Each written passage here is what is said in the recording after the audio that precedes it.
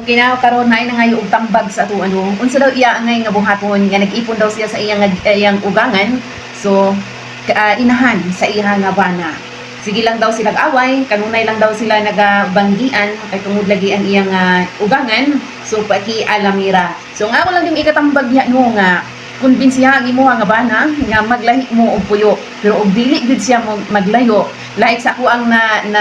kuan ako sa na experience na ako sa unang nga bisan saon ako og kanang tambag sa iya nga maglayo mi maglahi mi balay dili gyud siya kay naglahi man gani mi og balay nag-ipon ra gihapon binaar gihapon mi tapad sa ilaha nga silingan nga kanang tugkaran.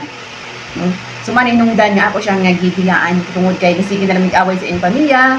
So magsige na lang tabag-tabangan na lang ko sa iyang mga pamilya, mga konsentidor kaayo. So kanila nga ako nga matambag sa imong ma'am ha kay kanaa nga murag dili gyud na sayon no kay kaagi sab na nako. No agi mo na lang nga buhaton diha nga kumbinsiya gyud siya ma'am ug dili gani siya ma'am magpalayo ug dili siya muuban nimo biyae kay mag-anad man na siya no dili na ibig sabihin ana dili na siya mabuhi kung walay mama no dili na siya mabuhi kung siya lang karon og magbuwag na gani mo pasagdi siya nga muapas siya sa imuha ug dili gani siya muapas da pasagdahi ug magminyo siya glain pasagdahi kay ang mosunod ato nga babae mao na pod ang sunod nga mangulsinis yun sa iyaha nga pamilya. Ug ikaw ug naamoy anak